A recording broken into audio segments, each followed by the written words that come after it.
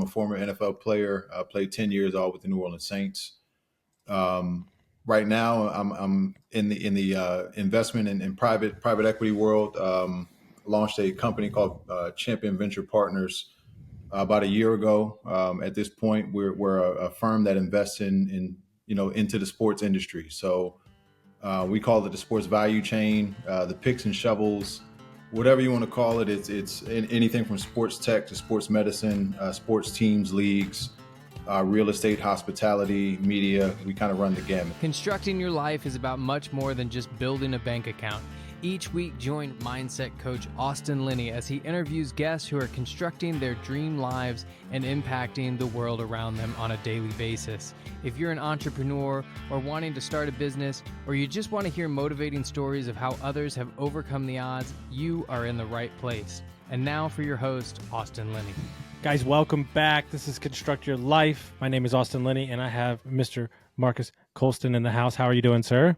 I'm doing well, Austin. How about yourself?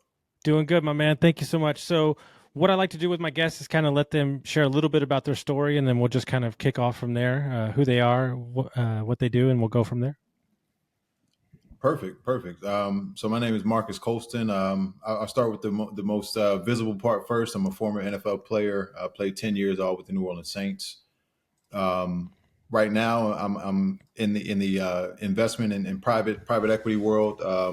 Launched a company called Champion Venture Partners about a year ago.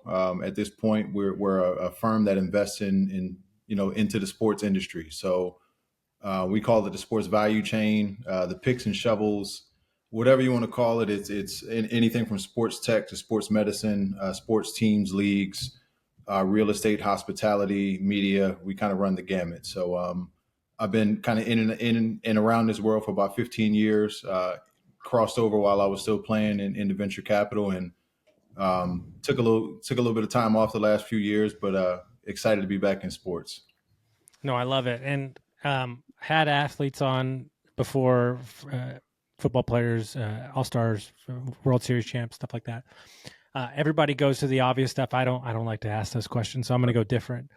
I'm more intrigued after listening to some of your podcasts. I'm more intrigued, and this is kind of relatable to everybody. Look, you play a lot of seasons in the NFL, practice more than I think people understand how much you do, even in the off season, and you're trying to recover your body. What were you telling yourself on days that you really didn't want to? I mean, like, you're like, I just really don't feel like getting hit today. I'm tired. My body hurts. Like, what were the conversations that you're having in inside your head, and kind of the motivation to keep you going? Yeah, I mean it's tough, man. Especially as you get a little older, the aches and pains just never seem to go away. You just kind of keep piling them up. The easiest way is really to kind of put it back in perspective. I think a lot of times it's easy to kind of be in the moment and those little aches and pains and those difficult days. They seem like mountains until you're able to zoom out and figure out where. For me, I know where I came from. And I knew that it was a blessing, and it was a hell of an opportunity for me to just be in the room where I was. And, in those hard days, you kind of have to zoom out and really think about and look at how far you've come. Mm-hmm. And, are you willing to let that one day slide and start to create the bad habits that ultimately lead to our demise. But, no, for me, it's always about perspective. There's thousands, if not tens of thousands of people that wanted to be in that seat. So who the hell am I to complain about it? And I believe, and now we'll get more into the business stuff, which I work private equity, and I'm teaching myself higher end venture capital, just like purposely just reading, learning, investing, etc. I believe that in order to create a fund like you've created, I think that people have to have a bridge. I think they have to see the person. It's very easy for doctors to create a fund because that one doctor goes, my dad's a dentist and he's now for 40 years, but he invests in a big real estate fund that a bunch of dentists invest in. Did you feel like that was going to be to your advantage when you stepped out in the fun world of being able to access, your network and people had seen you, known you? Was that something that you were relying on in your business? I noticed that one of your partners was in the MMA too. So, Yeah, I mean, it's kind of a double edged sword, right? I Mhm. know there is a contingent of folks that are going to see my background as an athlete, and they're going to completely write me off as a fund manager and as a serious business person, right? I Yep. know that Yep. contingent Yep. exists. But then there's the other contingent that, if they're willing to sit down and have a real conversation and really understand, that my background is much more than just playing 10 years. It's 15 years of actually operating businesses in this space. It's 15 years of advising, consulting, investing. I think when I'm able to bring those two worlds together, then it's absolutely beneficial. But it's, as you know, it's how perception rules the day Yeah. sometimes. So I have a rule. It's been proven. I mean, it's been proven with the shadow of a doubt, especially in the real estate space, and starting to be proven a doubt in the bigger business world. If somebody either was going to school for, was previously, or was an engineer, they're going to be successful. Both of my grandfathers, there also a rule. Also, you don't ask them a yes. Oh, you only ask them yes or no questions. That's the second rule. but there's this new podcast out called The Glue Guys. I don't know if you've heard of it, but Uh, Shane Battier, Alex Smith, and the guy that did Instacart, and they have a lot of sports people on there that are in business, Steve Young, so on, so on. mhm. I don't think people realize we hire a lot of ex-military people in our businesses. I don't think people realize how that competition, the dedication, the education that somebody can get. You just said it perfectly. If somebody really sits down and meets with me, I was at a high level. I was consulting in the background. How did you educate yourself when you were playing football to learn what you do now, which is venture capitalist? Like, was that self-taught? Did you go to school for it? No, School of Hard Knocks. You get started, and for me, I was fortunate enough to get started early. So I got started maybe my third or fourth year in the league, and again, it's all relative. I was fortunate enough to play 10, so it gave me a pretty long runway to kind of figure some things out, and had some resources to make some mistakes. And for me, it's always been about dive in and learn, because ultimately, again, in the position that I was in as an athlete, you saw a ton of doors that were open. They just weren't paths that I wanted to travel. I didn't want to go be a mascot. I didn't want to be a brand ambassador. I didn't want to be the person in front of all the products. I wanted to figure out, how do I make products? How do I sell products? Mm-hmm. How do I add value to products so for me, it was just a matter of diving in, and sometimes you still got to unravel. Sometimes I was entering in positions and trying to change them real time. And what I mean by Yes. that is, people will let you in the door as the brand Yeah. ambassador, or the marketing or the endorsement person. But once I got in the door, that's when I started to change the conversations and started to figure out, like, how does this thing actually work? How can I create value from my position?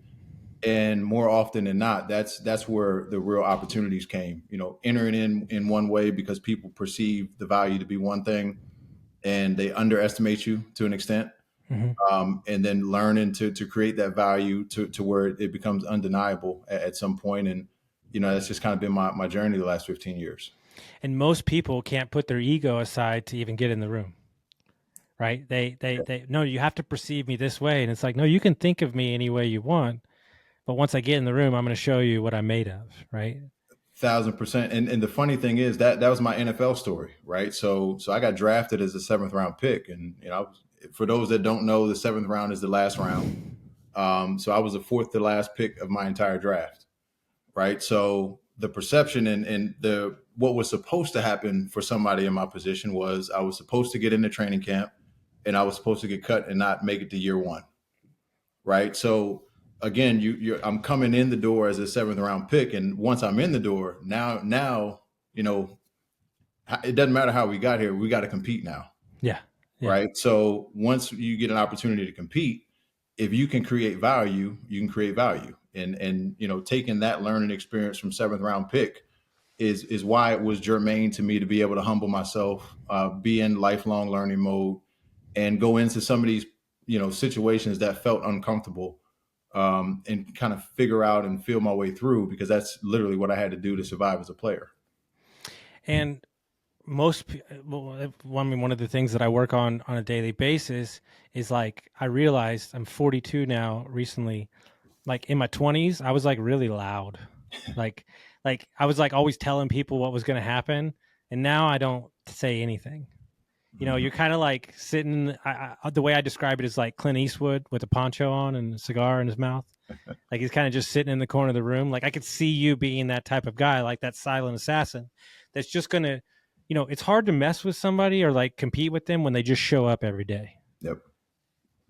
No, you're spot on. And sometimes when you're the loudest voice in the room, you end up, talking over a lot of the signals and the insights, and you end up missing them. Mm-hmm. And for me, again, just understanding the situation that I'm walking into, and understanding what the perception of me is, that self awareness is huge. Mm-hmm. And you can't gather, a lot of people think about self awareness just from an internal perspective. Yes, it's you got to know who you are and your strengths, your weaknesses, all of those different personality traits, all of those things are important. But the other side of self awareness is where people kind of fall off the wagon. It's you also got to understand how people perceive you, and Mm-hmm. sometimes that delta, that's where the real insights are. And if you're not quiet enough and observant enough, you can miss those things, and those become really good clues to kind of help you fill in voids that become real value. I love it. And so one of the things that I believe in, and this is a deeper conversation for another day, but I'm getting into a weird space in the high level business and service kind of conduit space. You've been in these rooms. I think I dropped out of college 3 times. Not my thing. Kind of school of hard knocks, etc. What have you learned? I have a really good friend who's a high level real estate guy on the West Coast, sells the biggest properties. He said, "You're never going to laugh when I sell to the guy in the sweatpants, but the people that work for him wear suits." Like he was talking about the billionaire. Like you're Hmm. in these rooms, you've been in these rooms, you've met with high level people. Like what have you learned about the business world that people don't really seem to understand at the higher level that I think is fundamentally changing, and I think it's going to keep changing over the next 20, 25 years, but that's just my opinion. Yeah, I mean, one of the things is that you get to this level where perception doesn't matter anymore. And as you're climbing the ladder, you're always kind of trying to present the best version of you. And that's not just in creating value within the business. That's you got to look the right way, you got to show up the right way, you got to present yourself, sell yourself the right way. And there's kind of this threshold where once you get to this threshold, none of that matters anymore. Like the work, the hay is in the barn, I guess is the old saying. And it's like I don't need to represent the current version, because you can see the body of work. And I think Mm-hmm. that's one thing that really gets lost in today's world, where everything's happening so fast. It's kind of this microwave society where the body of work kind of tends to get lost in translation. But those that have built the body of work that can stand the test of time, you're less apt to give a damn about the perceptions, because you know what you put on film, so to say. 100%. And so when you're and switch gears a little bit, you've consulted a bunch of businesses, you've seen a lot of businesses. Are there is there a common mistake that a lot of business owners keep making that for you just can't seem to understand? They keep making it over and over again, no matter what guidance or advice they get from people. Yeah, I mean, one of the things that, and it's kind of how I built my coaching business around this concept of self awareness. Um, you continue to build the business and evolve the business, but you don't evolve as an individual. Like that's one thing that I've seen over and over and over again, specifically with entrepreneurs. And it's one of those things where you're building, you're so laser focused on building this entity, that you kind of lose sight of, as the entity is growing and evolving, you have to grow and evolve as a leader to actually manage the success that you're creating. Mm-hmm. And those entrepreneurs that kind of just stay stuck in one spot, and they stop working on themselves, eventually the business kind of outgrows them. And if you're a leader that is running a business that's outgrown you, at some point that challenge is going to rear its head. Mm-hmm. And one of the things that I focus on individually, and when I was doing the coaching work, it is really about the personal evolution has to match the business evolution for it to be sustainable. Because Have you ever go have ahead. you ever had to ask a CEO or a founder of a company to step aside because the business was bigger than? Well, so my job as a coach is to get people to ask themselves those questions. But I have asked those questions. Yeah. Absolutely. Because at some point, again, if you're not growing and keeping pace with the organization, you become the bottleneck. Yeah. And if So you're true. not willing to ask yourself those questions, then you really can't get to the root of the issue, which is you. Mm-hmm. And so a year ago, you kind of what was the kind of vision or the premise, to launching your own kind of fund in the business that you operate right now? Like, um, you know, not to be aggressive or anything, but like, who are you? And like, why did you think, I mean, I think that's the question that everybody asks in themselves. So, Yeah, and I've asked myself that a bunch of times. If we're being honest, who am I to launch a product like this and a service like this? It's one of those things where it's really a function of a lot of the holes that I've seen over time in the different stops that I've been in. Obviously, as a player, I understand the ecosystem and the business ecosystem around players, from agents to financial advisors to marketing managers, and you just see gaps there. As a player, you're typically finding and hiring a financial advisor. I know for me, I hired a financial advisor and not knowing exactly what the job entailed. I'd never seen one before. I'd never encountered one. I've never engaged with one before. I actually had to hire one. Right. So you just kind of, I've just seen a bunch of these different holes throughout my journey. You know, that hole and not really understanding the financial advisory practice led me at one point to go and get my licenses and become a financial advisor. Right. And I'm walking in the door thinking that I can maybe solve for this challenge a different way because I have these insights as a player, and then I stumble on another hole in that financial services aren't really set up to manage the 22, 25-year old young person that really should be in alternative investments, but the financial advisor gets paid a fee off of the stocks and bonds that they manage. Right. So you just see these misalignments along the way, and as I kind of progressed through the last 15 years in all these different roles, I finally got to a place where myself and a partner, we've just kind of been workshopping ideas. We were working together on a sports tech startup at the time. This is maybe 4 or 5, maybe even 6 years ago. We met, and we've just kind of been working on these two different products, trying to get them to merge together and working together. And about 2 years ago, we just started having a conversation just around the athlete landscape and the investment world and really sports investments.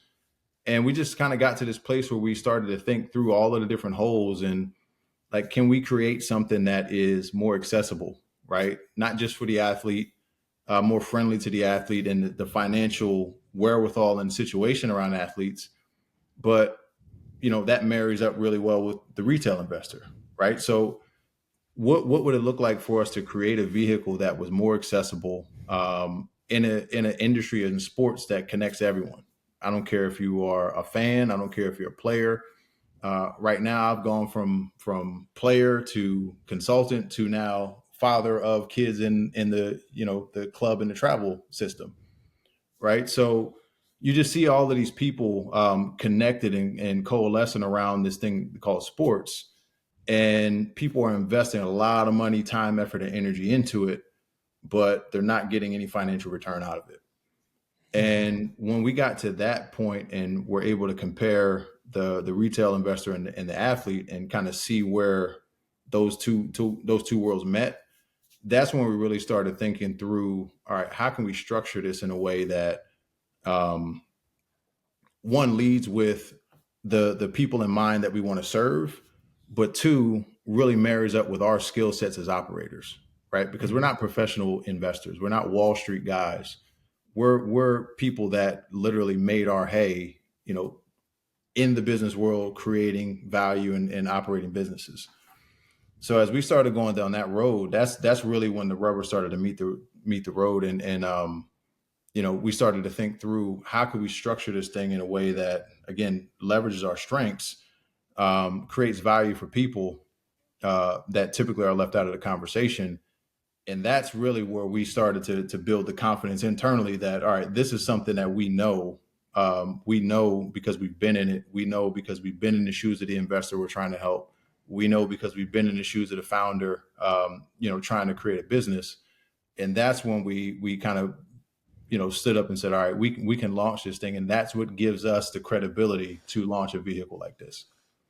I think that I think that the more and more, and I say this joke on purpose, I think that I'm tired of listening to people that wear sweater vest.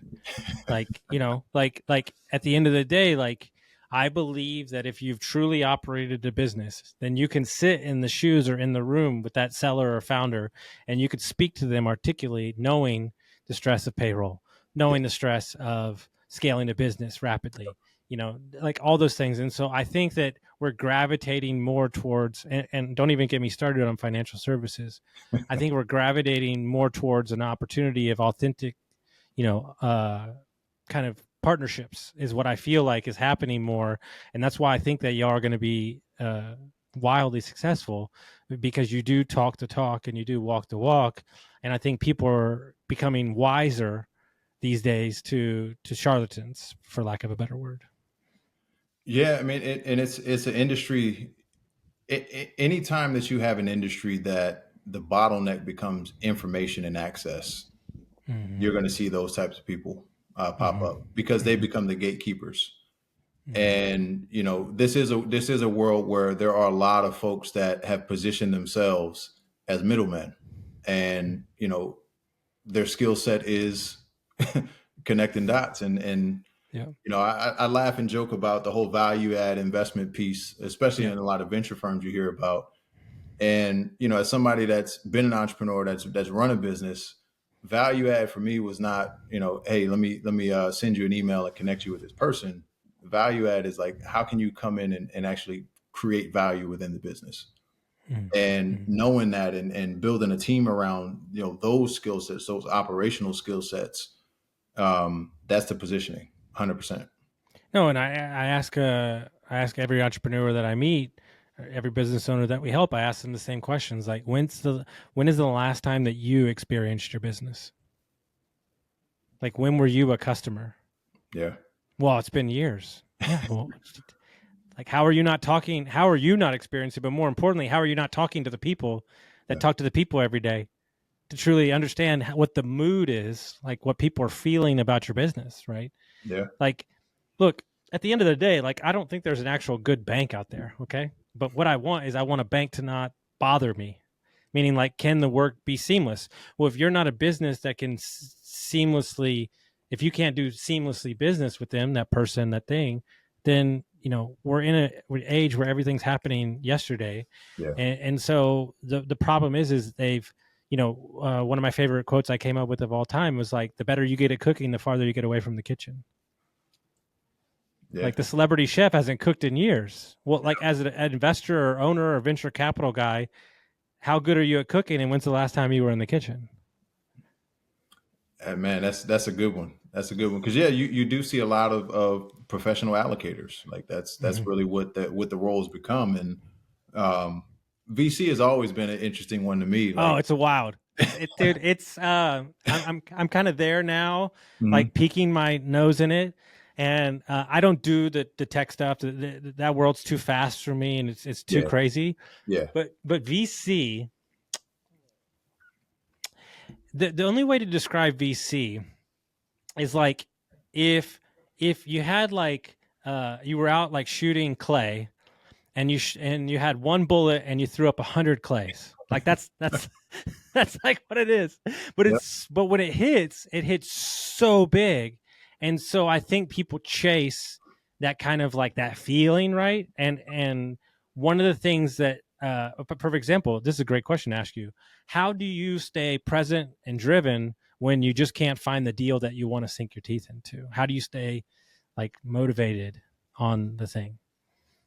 Well, I think for me personally, and really us as a firm, we're not unicorn hunting, Okay. and I think that's a huge difference than a lot of the VC firms that are out here. They are solely looking to find that unicorn. Um, Mhm. for us, we are truly looking to invest in really good operational businesses and good operators, right? And with that as kind of our lens, it changes how we look, it changes where we look, and it changes how you find those different groups, right? So staying present for us is really making sure that we are tapped into our network, making sure that we are following the trends as they're changing real time. We're not just kind of sitting idle waiting on the perfect deal to fall in our lap. We're going to hunt for the deals. Yeah. And in doing that and kind of constructing our portfolio the way that we do, it's not just invest in company over here and wait for K1 and hope in 5 or 7 years that you got a return. It's all right. We've invested in company A. As we're going out to look for company B, part of the investment, part of the what we're looking for is how can we find something that benefits company A, Mhm. right? So this whole Mhm. ecosystem first approach keeps us very present and very mindful of making sure that not just that we're finding good companies, but we're finding good complementary companies to build an entire ecosystem up. Mhm. And kind of last question here. What did you have to unlearn about yourself to be put in the position you are today? Man, that's an interesting one. I've probably talked more this year than I have in the last 5 to 10 years combined. I am a very introverted, very to myself, very observation first person. And in order to do this, I've had to unlearn that about myself and teach myself how to stand in front. Hmm. Hmm. And still not very comfortable. Yep. Probably will never be fully comfortable, Yep. but that work in progress, being able to stand in front and stand on top of your vision, I think it goes a long way in making sure that you're onboarding the right people, because Hmm. they understand how important it is. They understand that the vision is more than just one person. It's this entire ethos. Um, but in order to get to that point, I had to unlearn that sitting in the back, waiting to be spoken to. I had to figure out how to become more proactive with the vision and be a more proactive leader in the front. No, it's most people don't want to get the arrow shot at them. It's not fun. Yeah, What are the concept is the cannonball and the pistol. You're supposed to shoot the pistol first and then you shoot the cannonball. It's like, I have one of the things I'm most excited about, and good friends who are very analytical, kind of to themselves people, have started podcasts when I never thought they would. And it's just changed their whole life because they can have conversations on their terms. yeah, Yeah, there's somebody listening and everything, but I think it's great. I think it opens up the conversation for many different avenues, and more importantly, like um, it's a good forum for people to share your thoughts of your business and for your team to listen at scale. yeah. So Yeah, no, I think you're spot on, man. Because it's especially now where we just live in this short form content world where mhm. everything's a sound bite, everything's a highlight.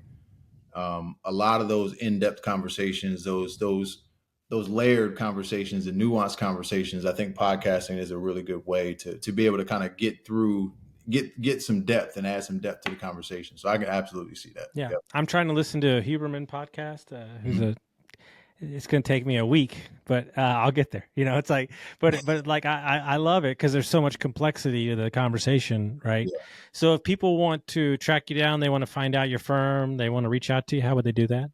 Yeah, you can check us out. Our website is championventurepartners.com. We're also on Instagram, LinkedIn, and then personally, I'm on. I keep wanting to say Twitter. I'm on X. I'm I on just say I Instagram. just say Twitter because I don't like X. So Yeah, so you can find me there. Most of the stuff I end up talking about personally is mindset and the whole self awareness piece. Mhm. But yeah, CVP, man, championventurepartners.com, and come find us on LinkedIn. Yeah, man. I wish y'all nothing but success. I mean, look, at the end of the day, you live in New Jersey and your partner was in the MMA. Like, y'all are straight.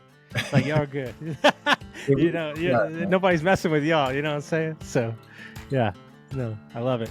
Well, I appreciate you coming on. Guys, if you like this episode, send it around, rate us and review us, and we'll see you next time.